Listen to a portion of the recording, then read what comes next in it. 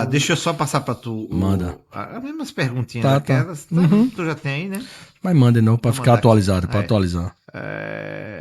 Não, aqui não, que eu voltaria pro BBB. Esse bicho não foi pro BBB, né? Então, deixa eu mandar essa daqui. Ainda não, né? Quem sabe?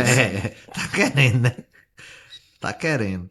Pessoal, eu não vou começar mais com boa tarde, bom dia, boa noite, mas eu vou falar, porque você falou dei que uma regulagem. Deu uma regulagem arretada, mas pra vocês aí, então, boa qualquer coisa. Estamos começando mais um episódio do podcast Sem Jaleco, o podcast mais comentado da cidade.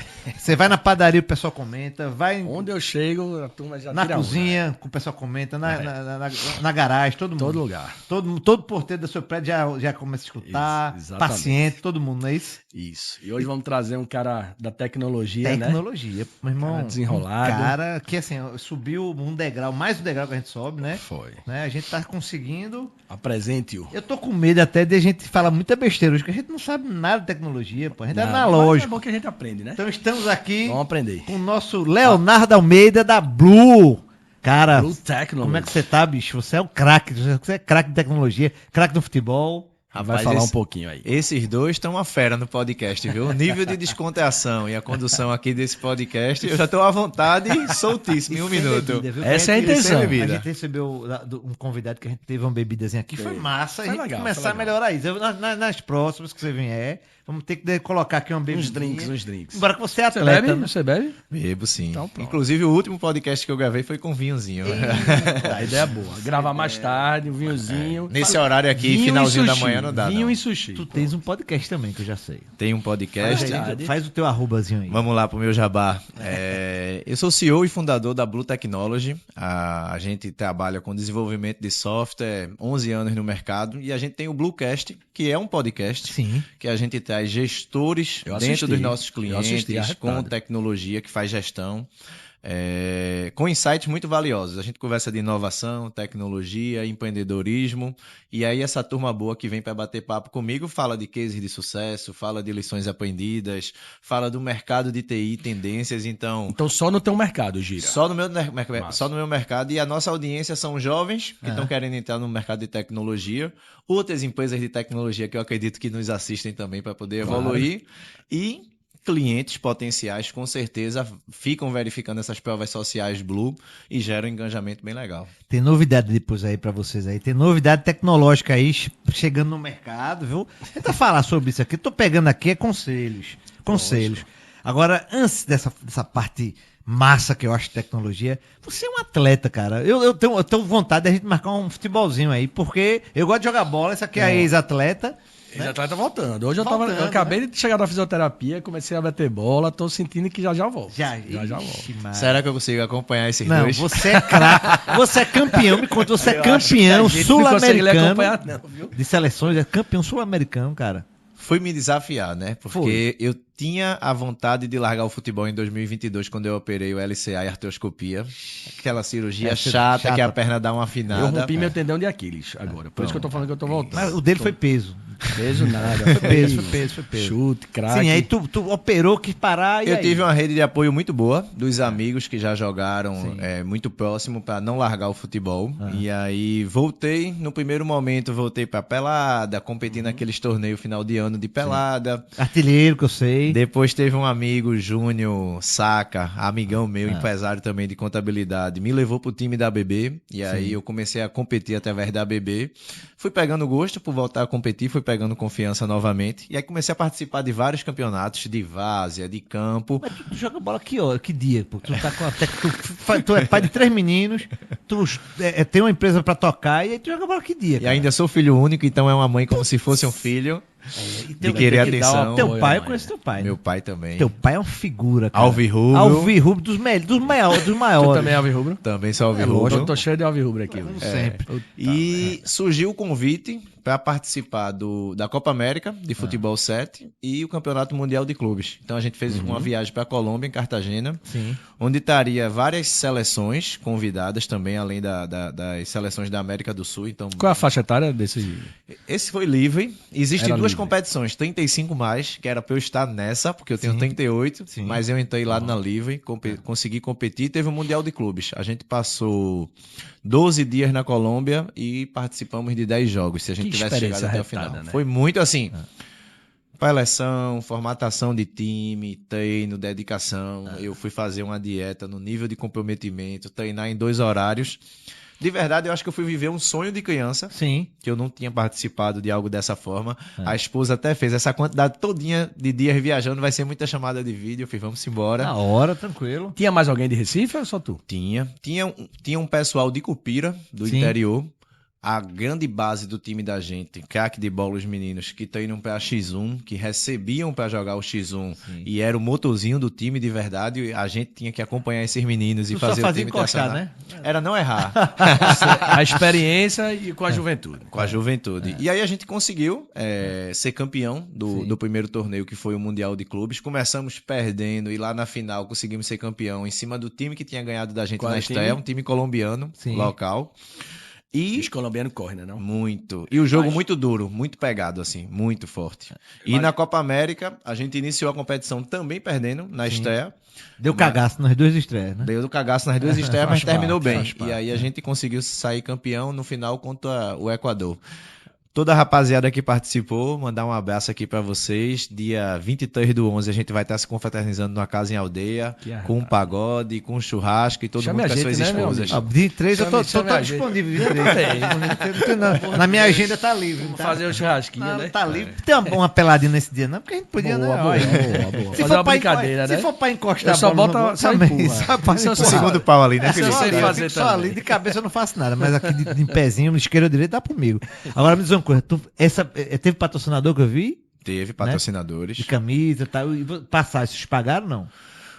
A inscrição, que foi em dólar, foi pago pela confederação. Hotel e alimentação foi pago pela confederação. A gente teve que ajudar, uma ajuda de custo na questão das passagens. Parte dos atletas pagaram um percentual do seu voo e essa meninada mais nova foi toda 100% patrocinado. Que massa. Mas aí foi uma união muito boa do grupo. Pessoas não se conheciam e se conheceram naquele momento ali, mas deu muita liga. Vocês não treinavam não antes? A gente passou... Ou era individual? Não, a gente passou 2 meses e meio treinando durante a semana, à noite, e a gente fez alguns amistosos antes, como preparação.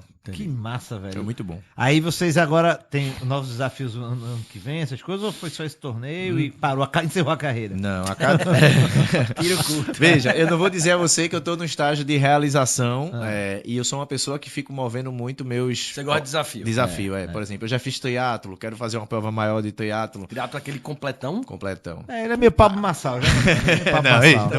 Não dá pra mim, não. Aí o completo só é uma maratona, né? É uma maratona de 42. São 12 horas, né? Como é? Não, ali é Ironman, né? Ironman.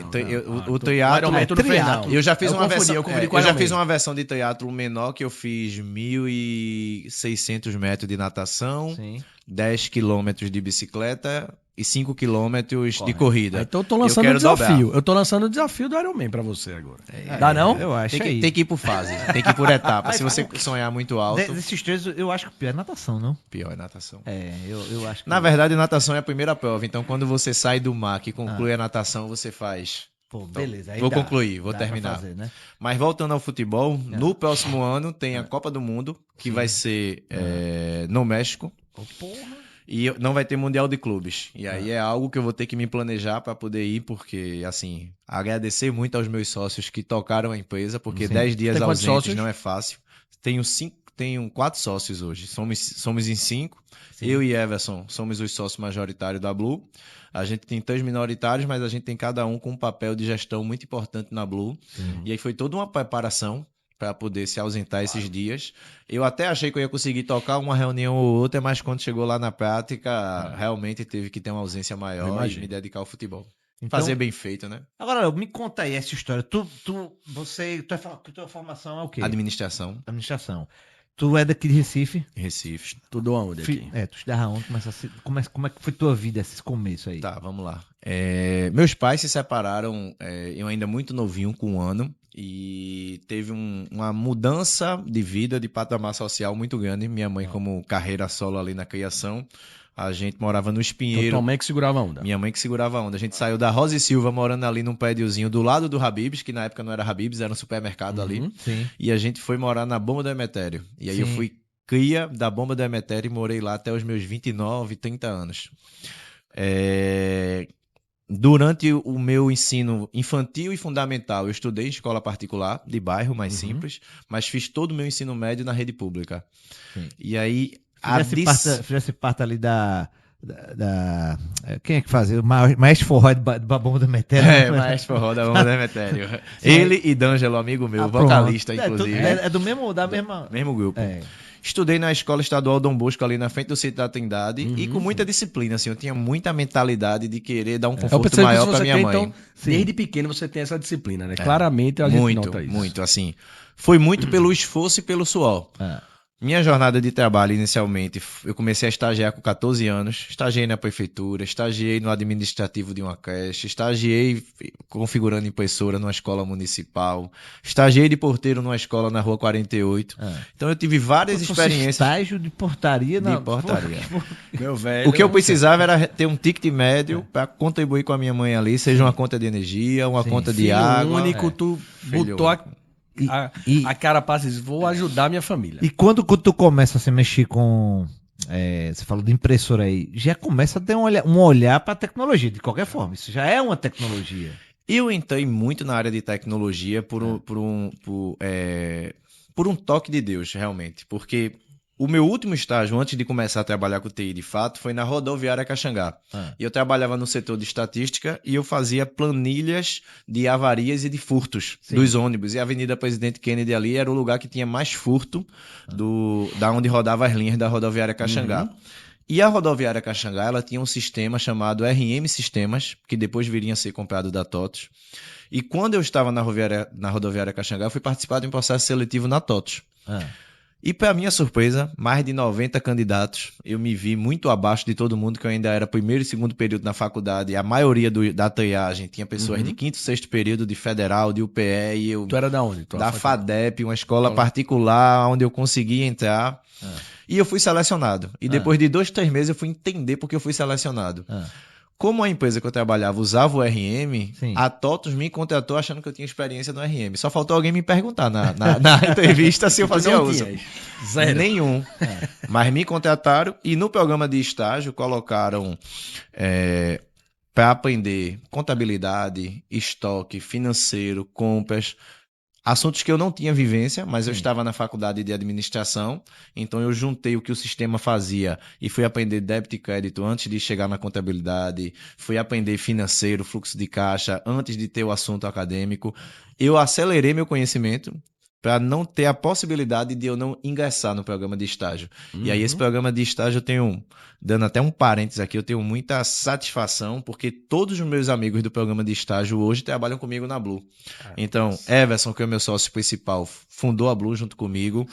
Bernardo, Marisa e Daniel, todos trabalham com a gente na Blue, com exceção de Daniel, que agora teve um problema de saúde e não está na ativa, mas todo mundo que estagiou naquela época, hoje trabalha conosco. Que maravilha, história, bicho. Isso faz mais de 11 anos? Você já tem 11 anos agora faz bem mais.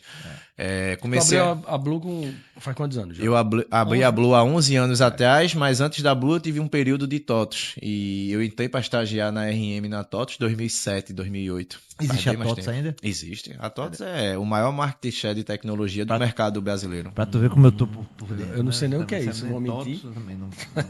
Mas TOTOS é uma... A gente tá aqui para aprender. Essa realmente tá longe da nossa área. TOTOS é uma holding que ela comprou as principais software houses. Então você tinha RM Sistemas, a TOTOS comprou. A TOTOS é oriunda do Proteus. O DataSul, que é outro sistema conhecido, a TOTOS comprou.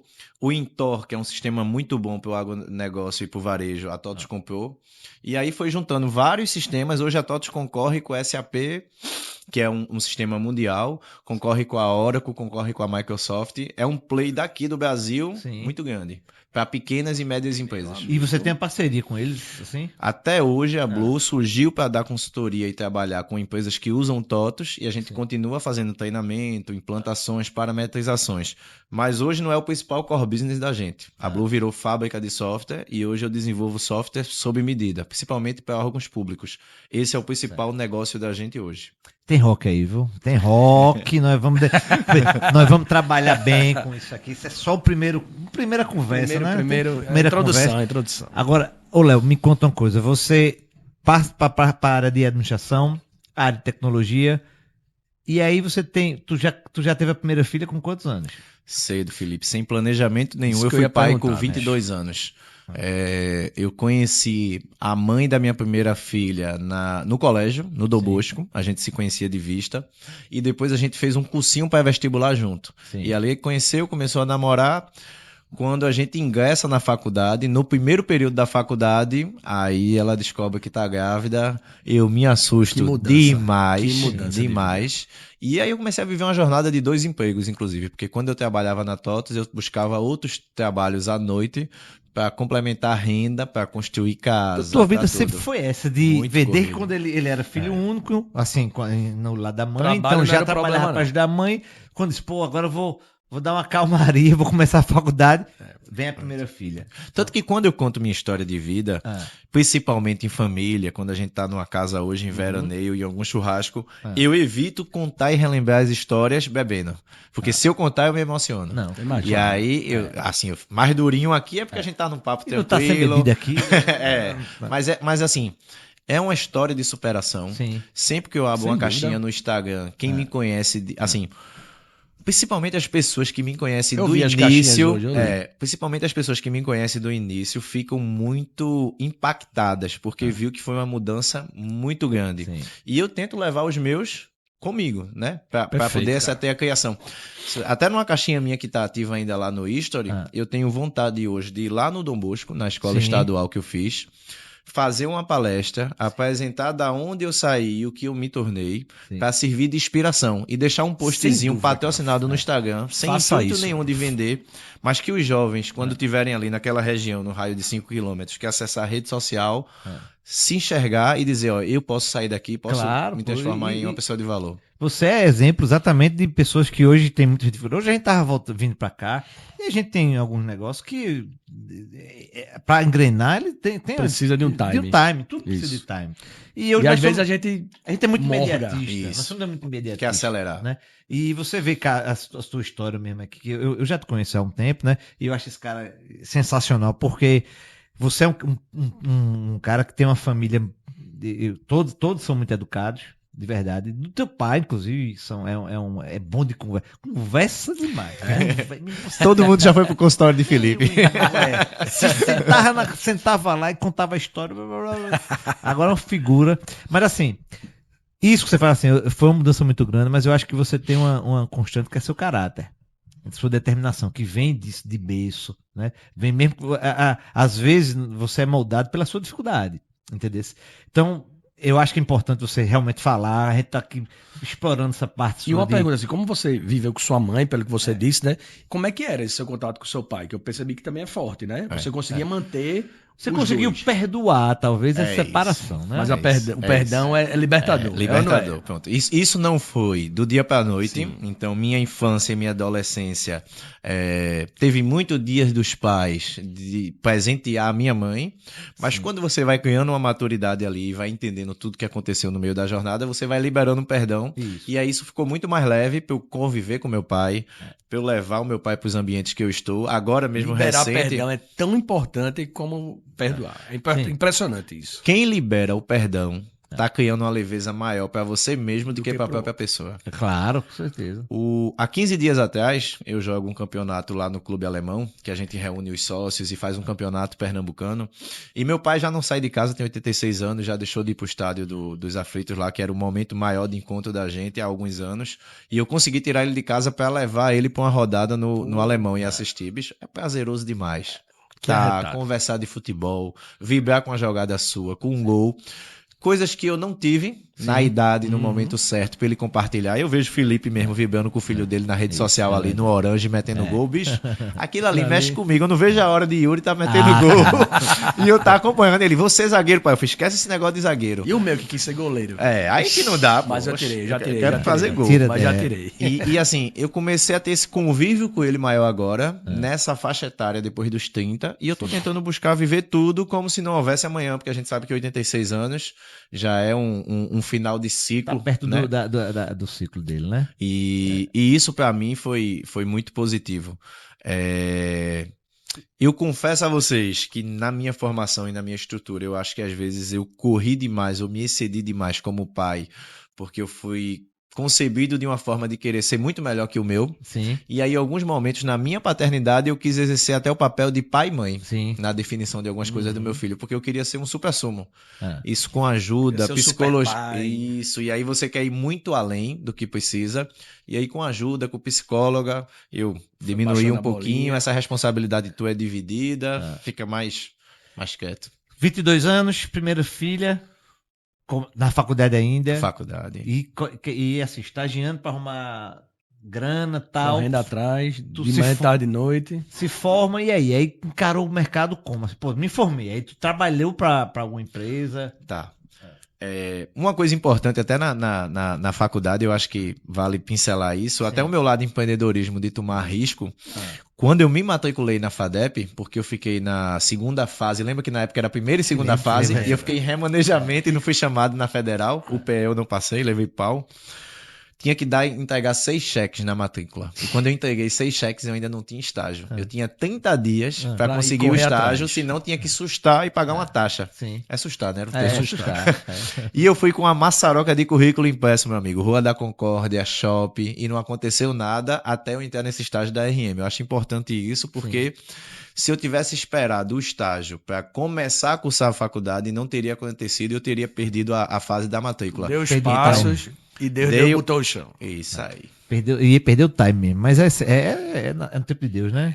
Quando eu entrei na RM para estagiar, que é a TOTUS, eu não saí mais. Então foi o único lugar que eu tive a minha carteira assinada. Então durante toda a minha graduação eu trabalhei na RM Sistemas, a TOTUS foi comprada, eu continuei na TOTUS. Sim.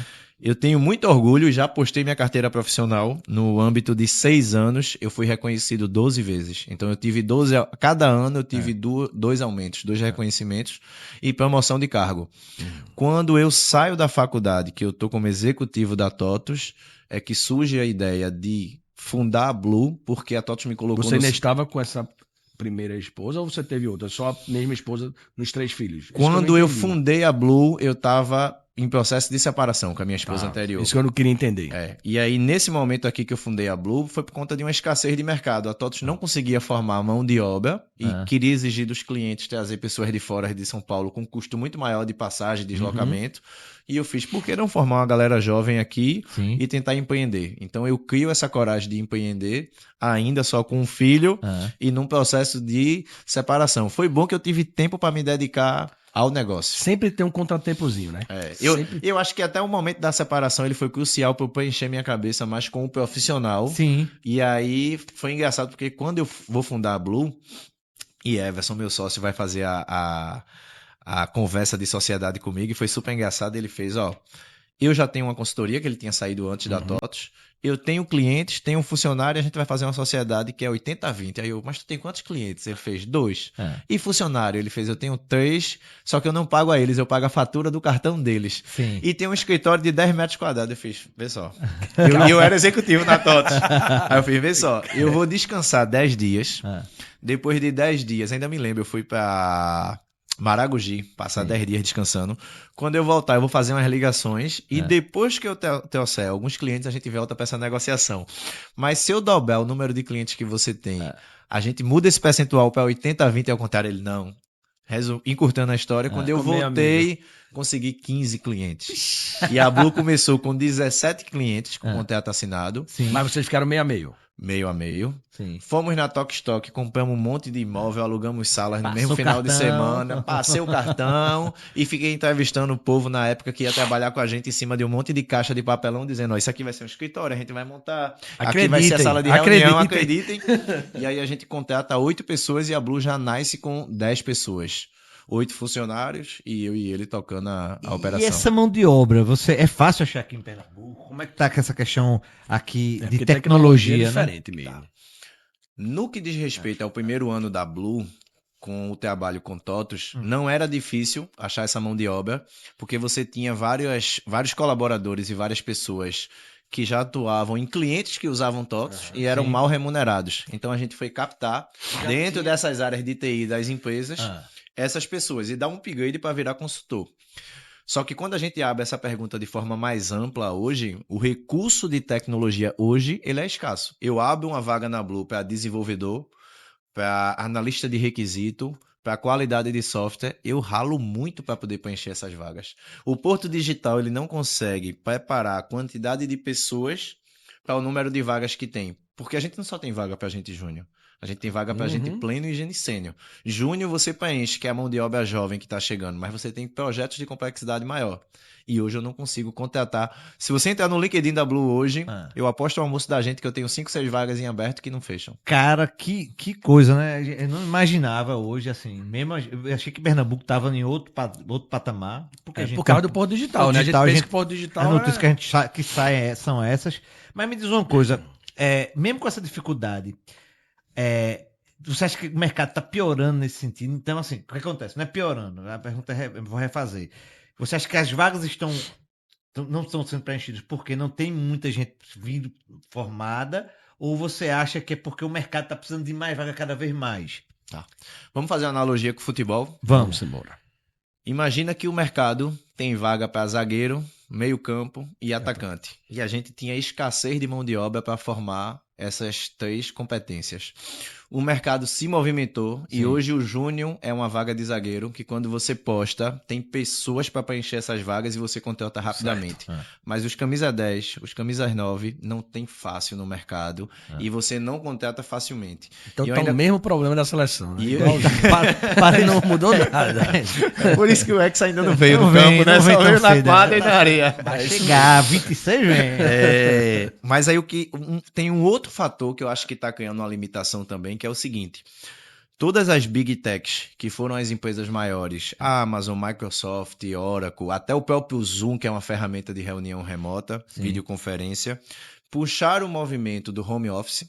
E essas empresas hoje estão desfazendo o home office, estão convocando o presencial. E elas ditam uma tendência. Então, tem várias empresas de tecnologia que estão ou desfazendo do home office e trazendo para o presencial, ou estão fazendo uma formatação híbrida, que é parte presencial e parte remota.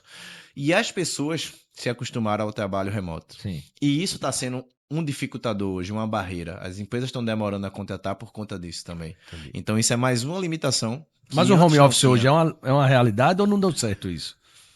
Veja, eu posso falar pelos outros empresários que eu tenho contato. Tem um grupo, inclusive, que a gente se reúne, que joga poker uma vez no mês lá no Porto Digital, que é só empresários de tecnologia. E a gente vê o nível de gestão e acompanhamento que precisa ser feita para o time remoto totalmente diferente do time presencial. Porque o time presencial ele tem uma troca mais rápida. Sim. Eu pego aqui no teu ombro, tiro uma dúvida, eu peço um por favor e estou te acompanhando. E se tu esquecer de me chamar de volta no WhatsApp para tirar uma dúvida no remoto, no presencial, eu não deixo o Felipe ir embora, eu converso com ele novamente. Então eu acelero a formação da pessoa, o ambiente acelera o conhecimento, né? Então, você está do lado de um sênior de um pleno, ouvindo as reuniões dele, ouvindo como ele responde o cliente, ouvindo como ele resolve um problema técnico, você está assistindo. O remoto não acelera esse conhecimento. Hoje na Blue, a gente tem uma prática que estagiários e júnior têm grande parte do tempo no presencial e o pleno e sênior eles têm uma flexibilidade maior do híbrido. Justamente para quê? Para acelerar o conhecimento deles. E eles conseguem perceber na prática isso. Hoje eu acho que o maior modelo da gente ainda é no presencial e a gente é reconhecido pelos clientes como uma empresa que cumpre prazo. E veja, isso não era para ser um fator competitivo. Sim. Né?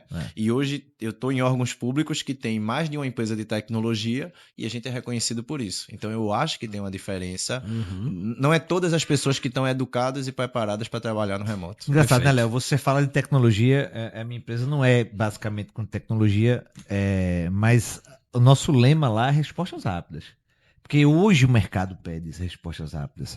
Quando você trabalha com serviço público, veja só, as nossas parcerias lá com público, que a gente chama de parceria público-privada, se a gente não tiver essa resposta rápida, a gente não vai funcionar. Hoje o mercado ele pede que você realmente, na resposta rápida, é uma resposta que pelo menos... A resposta rápida não é um não. E é eficaz. Né? É eficaz. Então, assim, eu vejo isso realmente, que essa questão de você fazer o remoto hoje, eu imagino você em casa mesmo, mas a gente produz muito menos. Tem gente que fala, não, produz, mas não produz muito menos. Eu acho que depende muito da pessoa, né? Tem gente que consegue produzir, tem gente que não consegue. Aí você perde esse limite de quem produz e quem não produz. Eu imagino isso. Além que requer muita disciplina, uma pessoa tem que ter um ambiente preparado. Isso. E se a ambiência não tiver preparada ficar em por casa, remoto, cachorro não funciona. passando, Isso. menino passando. Com 3 meninos lá. Mas... Pois é, se você não tiver Pra mim, uma não dá. sala estruturada Não dá. por home office, se você não tiver uma família que esteja colabora, entendendo. entendendo o teu funcionamento, e que aquilo ali está gerando receita para dentro de casa, que é dali que vem os proventos. Então, você não tem um funcionamento legal. E o próprio deslocamento, você sai de casa para trabalho, você já vai trocando chip, né? Troca. A cabeça Sair já vai, da bronca né? de casa. Você já vai trocando.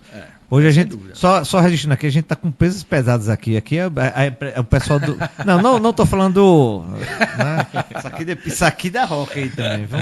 Sim, voltando aqui com o mais importante. Isso aqui é depois. Não, calma. Então, sim, Léo, aí você começa a Blue, primeira filha, e aí há um novo Mas se quiser relacionamento. perguntar, é só levantar o dedo, viu? Perguntar. Há um novo relacionamento e eu tenho o segundo filho, Jennifer, com 4 anos, que aí é Yuri, Sim. que é o meu segundo filho. Faço um casal, que era Sim. o meu planejamento. Sim. A terceira, que é Laila, que vem depois, não tá no planejamento. Esse aí é o preparado pro Barcelona, né? Esse aí já vai tá treinado. Esse não gostava de futebol de jeito nenhum, mas a forma que eu trouxe ele pro futebol, eu ensino a todos os pais hoje. Sim. Eu achei que o meu menino não ia dar rock pra futebol. Ah. E aí, nos primeiros jogos que eu fui assistir com ele, eu fiz: vamos fazer uma aposta aqui? Ele, bora, pai. Eu fiz: se tu acertar quantos escanteios vai ter no jogo entre 5 e 10, eu te pago tanto. Se tu acertar de tanto a tanto, eu te pago tanto. E aí ele começou a assistir jogo de futebol, E anotando. fazendo os palitinhos do escanteio. A primeira bet do Brasil foi ele que criou. Meu amigo, hoje ele escala Manchester City, Barcelona, Real Madrid. Eu que não acompanho ele, fanático. O pessoal da Polícia Federal tá, inclusive, mandando um recado pra você. Que quer falar com você pós. Ele tá com quantos anos? Hoje Yuri tem 9 e vai completar 10. Tá jogando- Agora em novembro. Tá jogando aonde? Joga em Edson PP, que é uma Sim, escolinha. Eu sei que é. Joga no Marista.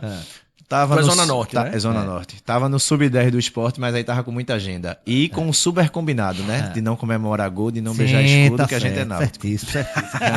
Se não, sai na hora. Tá indo pro estádio? Tá indo. Eu já encontrei Tá você indo, no estádio, tá indo, né? tá É indo. porque a gente tá de férias. Isso é um momento difícil, mas vai chegar. Mas Acontece.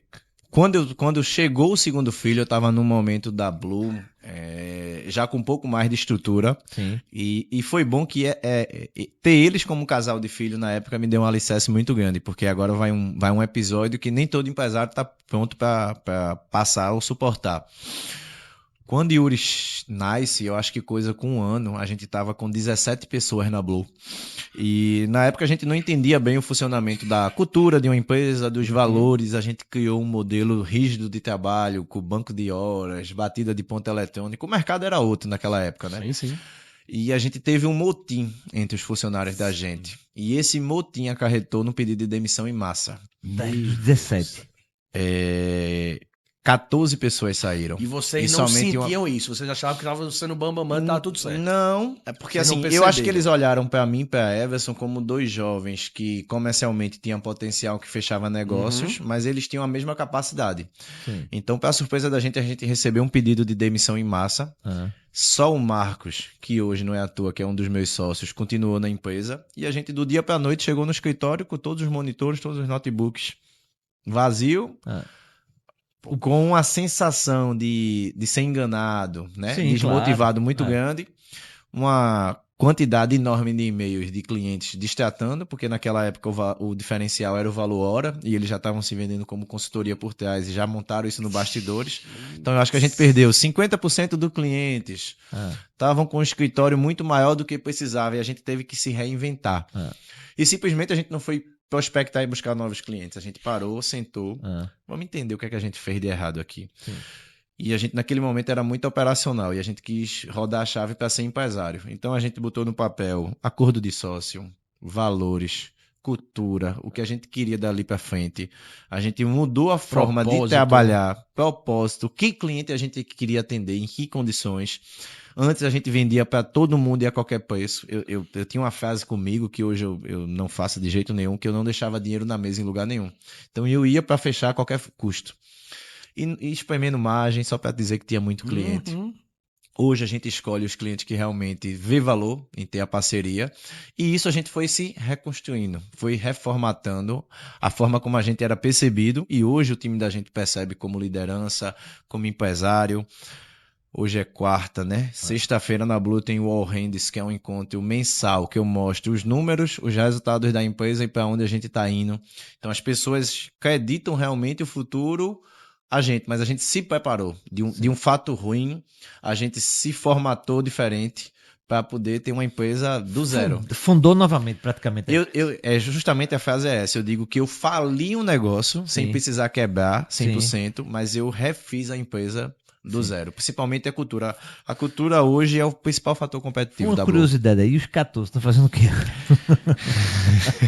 Deixa os caras, né? Deixa os caras. Deixa os caras. Isso é bom, isso é importante a gente saber.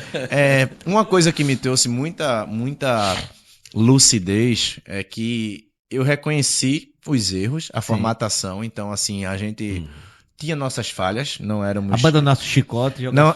Não éramos gestores de pessoas, de verdade. A gente foi se preparar melhor, tanto que depois desse episódio eu fui fazer uma especialização de gestão de pessoas na PUC, no Rio Grande do Sul. Fui me preparar melhor para ser empresário, mas essas pessoas não estavam aptas para ser empresários. Tanto que hoje a grande maioria trabalha novamente como seletista em algum lugar. Sim.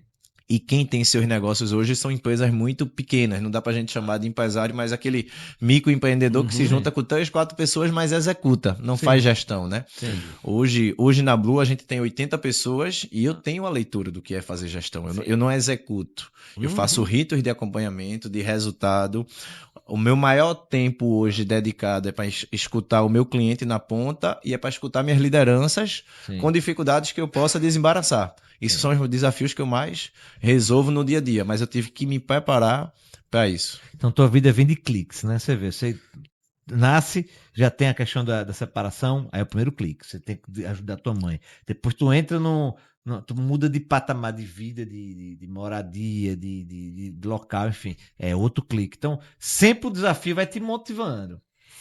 Eu chamo isso de nossos desertos, né? A gente tem o nosso deserto para pensar, reorganizar e voltar de novo com toda a força, né? Uma vida com intimidade com Deus é importante, que foi alicerce durante vários momentos desses difíceis que eu fui buscar diversos tipos de aproximação maior. Então, durante essas crises eu fiz cursilho, eu frequento a Episcopal Carismática ali do Espinheiro à Trindade, eu fiz outros tipos de ações na comunidade para poder me fortalecer, porque você é espírito, é corpo, é mente, né, e alma, e você precisa estar bem. Então, esses momentos, eu nunca fui me testar ao limite, para não entrar numa depressão. Eu reconheci sempre minhas fraquezas e sempre fui buscar ajuda, né? Autoconhecimento é você reconhecer as fraquezas. Perfeito. Tu tá com quantos anos agora, Léo?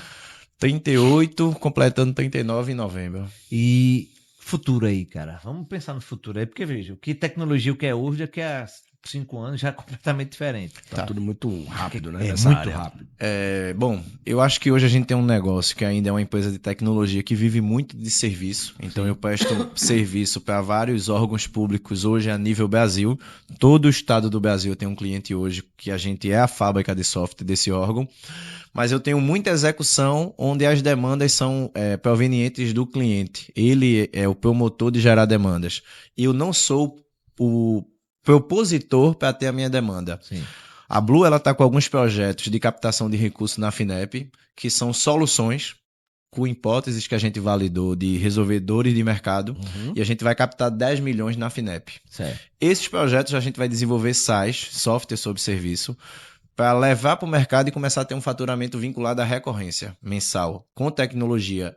Hoje, quando eu tenho um negócio de prestação de serviço, eu tenho um faturamento vinculado a pessoas. Sim. Por exemplo, se vem uma Covid e meu time pega esse vírus, eu paro o faturamento numa empresa, porque eu estou vinculado a hora, à execução.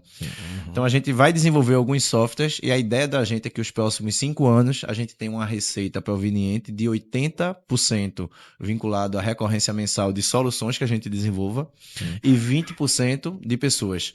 Hoje a gente já tem esse número, mas muito pequeno. A gente lançou 2 softwares menores, que 10% do faturamento da Blue está vinculado neles, mas foram softwares que foi na ralação, sem testar a hipótese, botando dentro do cliente, deu certo, faz upgrades aqui, faz novos incrementos, novas funcionalidades, mas que deu a leitura do próximo estágio que a gente quer chegar. Então, a gente fez muito mais estruturado os projetos da gente, os requisitos, a experiência do usuário, como vai ser. Eu sempre digo lá na Blue que eu quero fazer o novo Uber, o novo iFood, para não só gerar faturamento e caixa, mas eu quero desenvolver algo que também seja positivo para a sociedade. Porque Uber e iFood foram tecnologias e inovação que gerou empregabilidade. Para pessoas que conseguiram furar bolha de mercados que a gente não via dessa forma, né? Quem, para ser taxista, tinha que comprar letra, comprar placa. Era um negócio fechado. Burocracia. Era caro, né? A praça de táxi era caríssimo. Era um negócio impressionante. Era um bem, né? Você ter uma praça era um negócio impressionante. Então, você gosta dessa parte de criação, né, Léo? Tu gosta Mas tu tem um ritual para criar? Vocês têm algum ritual? Assim, mesmo hoje, vamos sentar ou vai naturalmente isso aí? Como é que funciona hoje para criar? A gente usa uma metodologia chamada Design Think. E o Design Think, ele faz a descoberta de dores de um determinado assunto. Então, a gente coloca em pauta na área de inovação hoje. A gente atingiu um tamanho que, graças a Deus, permitiu em 2024 criar a área de inovação. Marcos, meu sócio, que depois vai estar assistindo o nosso episódio, que está pilotando essa área brilhantemente. E ele reúne as pessoas para fazer o levantamento de dores de uma determinada demanda. Então, por exemplo, a gente está muito perto de lançar nesse primeiro projeto com o recurso da FINEP uma solução que vai escrever, através de inteligência artificial, a documentação da máquina pública para contratar. Editais, termos de referência, que são documentações muito complexas de se fazer. Sim. E que não existe hoje. Só não existe. No site... Como é o nome do site? O que sabe tudo, você colocou lá Não, que Google. O site não, a ferramenta. Chat GPT. Não tem, né? Não Isso não tem. Né? Então vocês querem pegar. E eu vou te falar. Isso que eu faço, eu tenho muito contrato com empresa, com prefeituras, eles têm essa dificuldade. Cara. Demoram muito para lançar um termo de referência. E mudou a lei, cara, agora. Aí complica, porque aí a lei chega, é publicada, mas nem todo mundo sabe. Se chegar nos rincões do interior, é mais difícil ainda. Isso. Entendeu? A gente vai treinar, quando eu digo treinar, a gente vai criar a nossa IA, né? E vai pegar as melhores práticas de mercado, de portal de transparência, de licitações diversas que tiveram, mas licitações vencedoras, porque você tem muito insucesso em licitação. Então, qual foi a licitação que teve êxito na contratação e que depois teve a entrega do serviço? Então, ali tem um pouco das melhores práticas. Para quando você quiser contratar, não só na área de tecnologia, mas para outros segmentos, eu poder sugerir as melhores práticas, e aí você vai acatar ou não essas sugestões. Hoje eu digo que eu tenho muita visão de negócio, né? Você tem muita empresa de tecnologia que surge com o tecnês, com o cara que veio técnico. E a minha formação é administração, então eu estou sempre de olho para o negócio. Essa é a primeira versão que a gente vai lançar para o B2G, que é para o setor governamental. Certo. Mas quando isso estiver rodando e tracionado, eu vou lançar uma outra versão para o B2B, que é você que quer vender para o público, consumir os alertas da minha solução que já está em uso nos órgãos. E aí eu te dou o checklist da contratação. Maravilha, cara.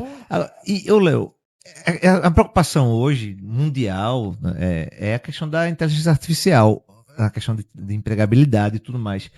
O que é que tu acha? O que é que você vê isso aí para o futuro? Nós realmente vamos perder empregos? Os robozinhos vão chegar forte. Todo mundo tem esse medo, né? Veja, a inteligência artificial ela veio para nos apoiar e facilitar as atividades que são operacional. Ontem eu estava lá no Bluecast, no nosso podcast, recebendo a Ana Flávia, que é a gestora de tecnologia e inovação do ABA Education, que é uma escola referência.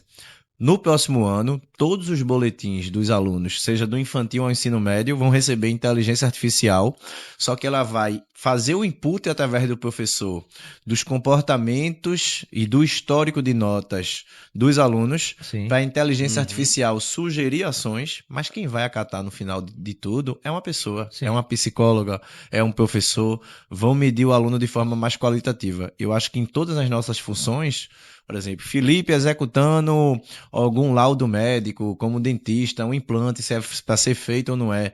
Uma inteligência artificial pode apoiar num parecer, numa análise, mas ela nunca vai apontar se é um caso cirúrgico ou não, sem ter um olhar clínico, sem ter um olhar do histórico do paciente. Então, assim, a inteligência artificial ela vai suprir atividades básicas.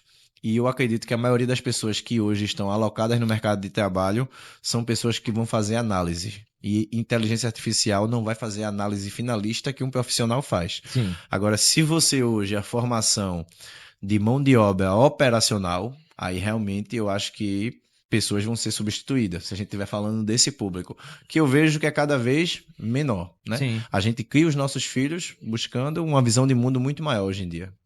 Verdade. Se você pudesse... Vamos lá, isso é polêmico, eu vou falar, mas assim, se tu... Cuidado. Não, ele é igual de uma polêmica. Não, mas uma polêmica boa. Se teu filho chegasse, ou tua filha, enfim, chegasse assim, pai, eu não quero fazer faculdade, eu quero fazer curso de empreendedorismo. Qual é o teu sentimento em relação a isso? Ia me dar um frio na barriga, viu? Não é? Difícil, né?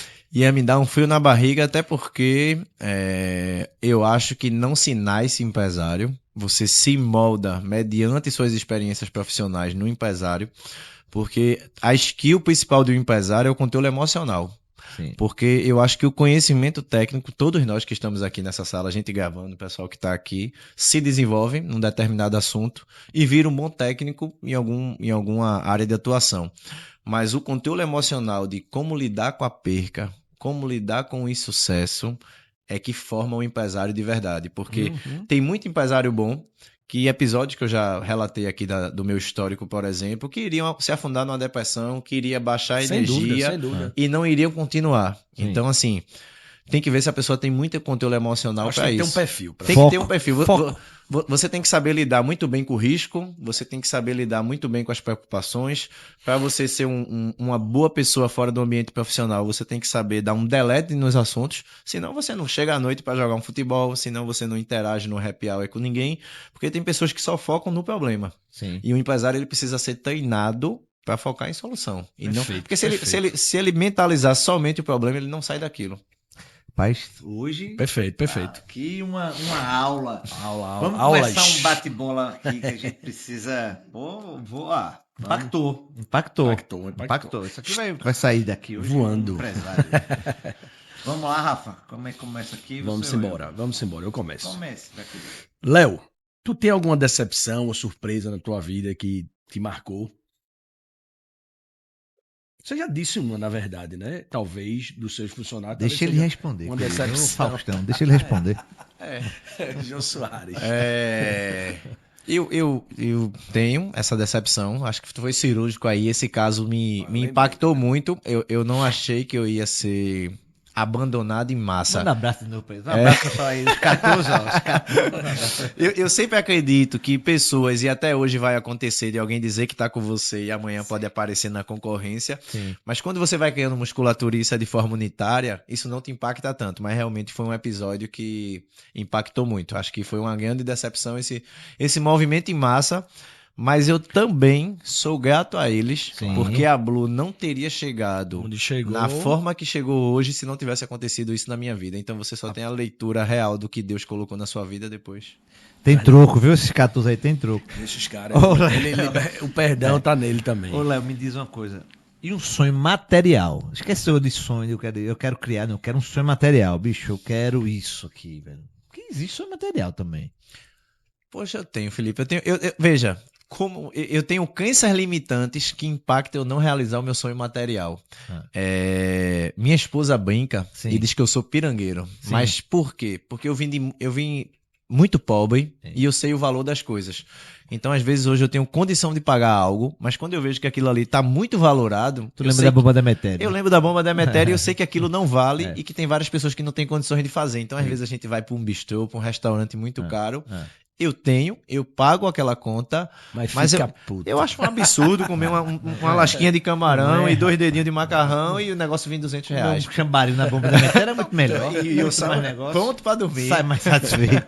Mas veja, eu tenho muita vontade de ter um Porsche, uma Ferrari. Eu tenho tenho muita vontade de ter a experiência de um carro velocista sim. e poder... O Porsche tá cruzar ganhando aqui. aí. Muita gente Os dois ou três que É um sonho. um aceita Porschezinho. um consórcio. É um sonho. Juntava, ficava uma semana com o carro da Podia alugar, fazer um leasing aqui. Veja, meu sócio tá entrando na cota, ele comprou um terreno em Campinas e ele quer morar numa favela em Campinas. Sim. E dentro dessa comunidade, que ele é adventista, Sim. comprou um avião e estão fazendo as cotas do avião. E aí agora ele tá se habilitando para poder pilotar, para poder ter o seu avião. Esse é o passear. sonho, deve ser um dos sonhos dele, né? Muito com bom, certeza. né? Vai, Rafa, tu aí. Vamos lá. Tem algum lugar que tu falta conhecer, que tu sonha conhecer? Nossa, tem muito lugar ainda. Ainda não viajei tanto como eu gostaria, mas Londres é um lugar que eu não fui ainda, que eu gostaria de conhecer. Paris é um lugar que eu ainda não fui. Eu priorizei muito viagem com família, então eu não coloquei os destinos. O que é que eu tô fazendo, né? Como eu tenho 3 filhos novos, e a gente sabe que depois esses meninos não estão tão grudados na gente, eu tô priorizando os lugares família, enquanto eles estão próximos e estão comigo, e quando todo mundo tiver mais adolescente, mais revolto, mais sozinho, aí começa as minhas viagens. Volta a lua de mel. 2026 tem uma nossa. Tem uma marcada aí. Boa. Ó, maior arrependimento que você tirando esses 14 aí, de novo esses 14 não, vamos pular esses 14, me garanto. Maior arrependimento aí. Meu Ter maior... contratado os 14, né? Maior arrependimento. Não. Eu acho que o meu maior arrependimento que eu posso classificar é não ter investido tanto em educação no início da minha vida, assim, quando eu comecei a ter disponibilidade financeira, eu fui priorizar outras coisas por falta de conhecimento. Então, casa, carro. Eu investi, por exemplo, falei aqui que eu fiz especialização na PUC, fui para a comunidade do G4 Educação, que é uma comunidade de empresários, participo de outras comunidades hoje, inclusive como mentor.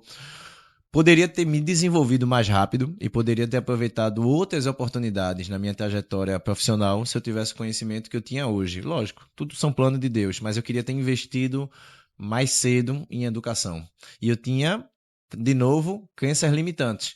Uma especialização na PUC que custava R$800 e eu tinha feito um Estácio aqui que era 250. Eu não queria dar esse salto porque eu achava que eu não tinha entrega. Mas quanto mais eu subia o high ticket para me desenvolver, maior era o nível de conhecimento que eu recebia. Se eu não tivesse tido essa crença limitante, eu acho que eu tinha saltado mais rápido. Isso é um arrependimento.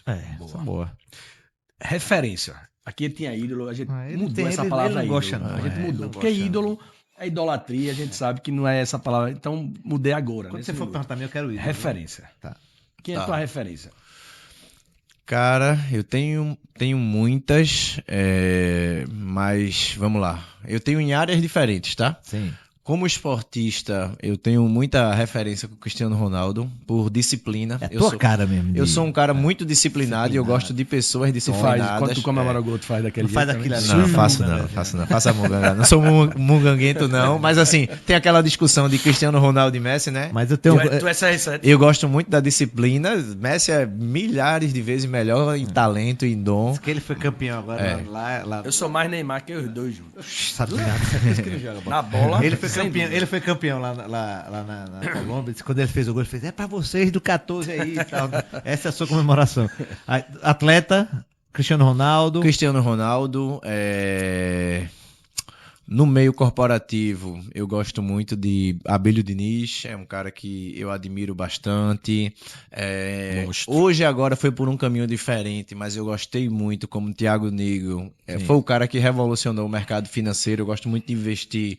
E como o cara abriu esse mercado e foi desbravador realmente e tomou risco e construiu a estrutura do Primo Rico ali. É um cara que eu admiro nas tomadas de decisões. Hoje está virando mais uma pegada de influência do que um empresário em si, porque conquistou muita coisa, né? Então são pessoas que eu tenho boas referências. Provocar mais, mas referência local, assim, de contato, tem alguma? Tenho, perto cara. de você? Tenho.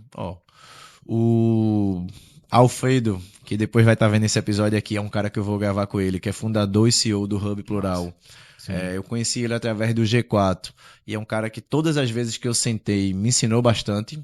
Então, como empreendedorismo, é um cara que durante a pandemia estava lançando negócio de coworking que era para todo mundo trabalhar no presencial, todo mundo dizendo que o cara ia falir, e ele foi emergir lá em Serrambi com um monte de leitura, um monte de livro, e voltou com a concepção que tinha que investir mais, porque o mundo ia voltar ao normal, e ele leu o comportamento do ser humano no período de crise, e entendeu como seria o pós. Massa. Então é um cara que eu admiro bastante.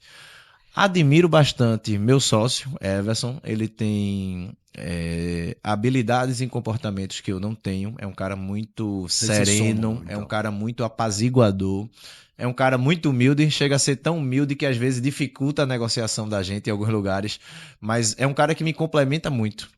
Eu sou muito águia, eu sou muito de vamos fazer, vamos acontecer. E ele dá uma... Quero todo mundo na teixeira comigo e vamos lá ralar. E ele é um cara mais... E os momentos que eu precisei, foi um cara que me estendeu muito, muito a mão. Então eu admiro o cara que tá comigo há 11 anos aí do meu lado. Ô, Léo, e a gente sempre pergunta assim, na questão, a gente fala perrengue, mas dentro da tua empresa, assim, tu tens algum dia que foi, meu irmão, vai chegar aí um cara para visitar e teve que se virar, fazer teve alguma coisa que aconteceu na sua vida que foi, parece com um perrengue mesmo, você chegou no lugar, não era para ter acontecido aquilo, quebrou alguma coisa, teve que se virar, uma coisa diferente que aconteceu já?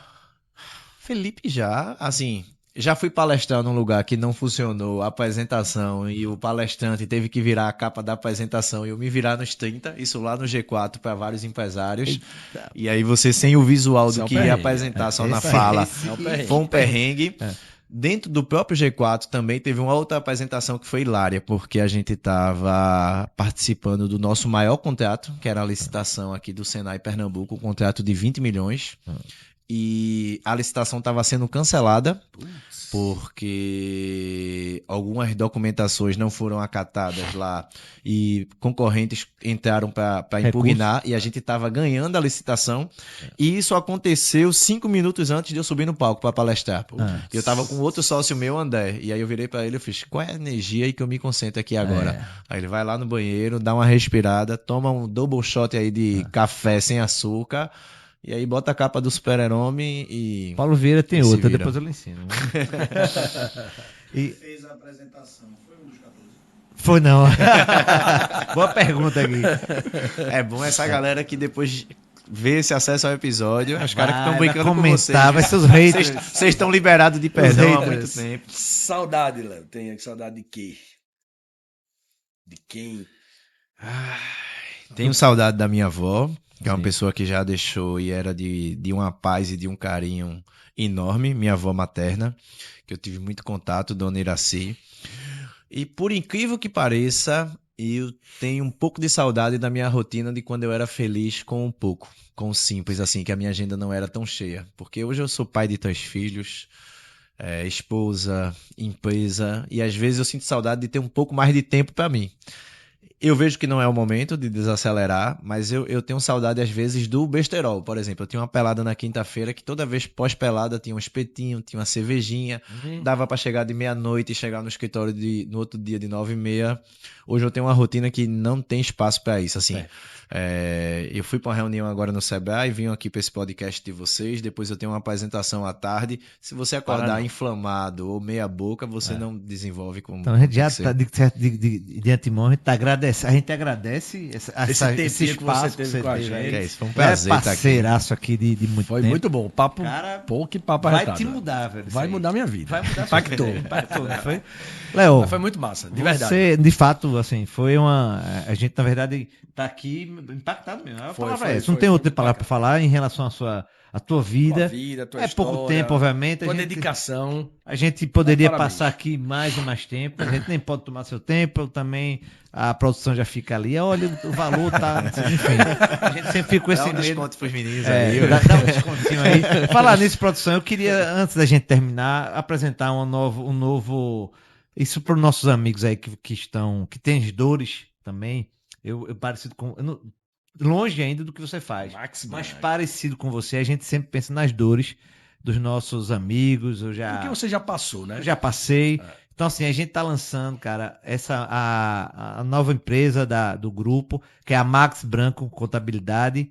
Nós, na verdade, a gente tem um histórico, a parte da área de saúde, principalmente, medicina, odontologia. Eu já sou cliente. Já é cliente aqui. Então, assim, essa é uma empresa que vai começar realmente olhando para esse público que não tem um pouco de imposto, que às vezes paga um imposto maior, que na verdade quando chega no final do mês trabalhou, ralou muito e vê que O imposto que o imposto levou. Então, pessoal, a Max Branco está começando no mercado, temos grandes clientes aqui já pesados, isso. outros e mais outros. Então, assim, acompanhe depois, a gente vai estar falando sempre, né, produção? A produção vai liberar, certo? E depois da Max Branco, depois vamos ter um papo em relação a, né, Léo, a nossa, o novo formato, né, nas nossas conversas. Isso. E assim, a gente agradece a tua presença aqui, agradece realmente esses ensinamentos, né? Essa história de vida maravilhosa. Teu Inspiradora, né? Você pode deixar aqui teu Instagram, arroba. Agradecer o convite de vocês, me senti super à vontade de bater esse papo. Quando o Felipe me convidou, eu topei na hora. Um cara que cuidou da minha filha, cuidou do meu filho, cuidou do meu pai e na prestação de serviço, se doar, independente de estar recebendo, foram momentos que todos os meus familiares foram... mais dentista, existe. Todos os meus familiares foram bem acolhidos. Jennifer, minha filha, quando vê ele, abraça, brinca, corre. Então, assim, é um carinho e, né, um serviço que é feito com excelência a mais do que é esperado. Vai passar para mim. Não, tudo para aqui, ó. Aqui tá melhor do que eu. Então, para mim foi um prazer estar aqui. É bom estar conversando com dois empresários que estão motivados, lançando novos negócios, reconhecendo dores de mercado. Contem comigo para trocar ideia. Temos para parcerias. Aquela ideia que a gente já falou, a gente tem coisa de tecnologia em comum. Trouxe você porque eu sabia que a gente aqui ia ter uma sinergia, né? Então, cara, mais uma vez, obrigado. Valeu, muito bom. Foi bom demais mesmo, viu? Hoje estamos nos despedindo, né? De mais um episódio. Fiquem com Deus. Estamos aqui diretamente do estúdio Chico Branco. Um abraço. Um abraço a todos. Valeu, tchau, tchau.